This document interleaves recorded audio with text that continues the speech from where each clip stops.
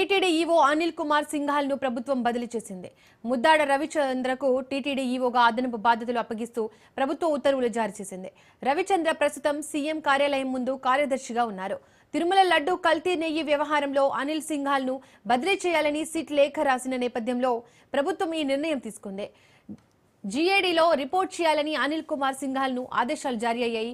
గత ప్రభుత్వంలోనూ అనిల్ కుమార్ సింఘాల్ టీటీడీ ఈవోగానే పనిచేశారు. అయితే ఆ సమయంలో లడ్డూలో వినియోగించే నెయ్యి కల్తీ జరిగినట్లు ఆరోపణలు రావడంతో కూటమి ప్రభుత్వం విచారణకు ఆదేశించింది.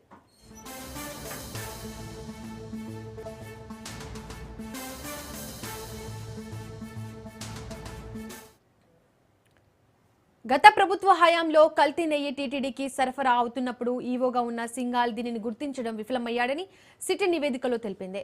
ఈవోగా ఉన్నప్పుడు సింఘాల్ స్వతంత్రంగా వ్యవహరించలేకపోయాడని, కేవలం నాటి బోర్డు నాయకత్వానికి వత్తాసు పలికాడని సిట్ కామెంట్ చేసింది. మరింత సమాచారం మా ప్రతినిధి సురేష్ అందిస్తారు. సురేష్, ఏదైతే టీటీడీ కల్తీ నెయ్యి వ్యవహారంలో కీలక పరిమాణం చోటు చేసుకుంది. తిరుమల తిరుపతి దేవస్థానం ఈవోగా రెండోసారి వచ్చి విధులు నిర్వహిస్తున్న అనిల్ కుమార్ సింఘాల్ పై బదిలీ వేటు పడింది. ఏదైతే సిబిఐ సిట్ ప్రత్యేక నివేదిక ఆధారంగా రాష్ట్ర ప్రభుత్వం చర్యలు తీసుకుంది. ఈ నేపథ్యంలో ముద్దాడ రవిచంద్రకు టీటీడీ అదనపు ఈవోగా పూర్తి బాగా అప్పగిస్తూ రాష్ట్ర ప్రభుత్వం ఉత్తర్వులు జారీ చేసింది.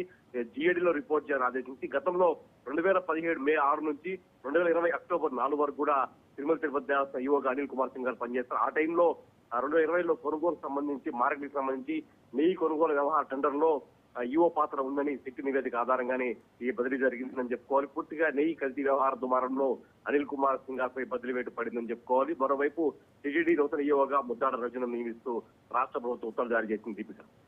Right Suresh, thank you.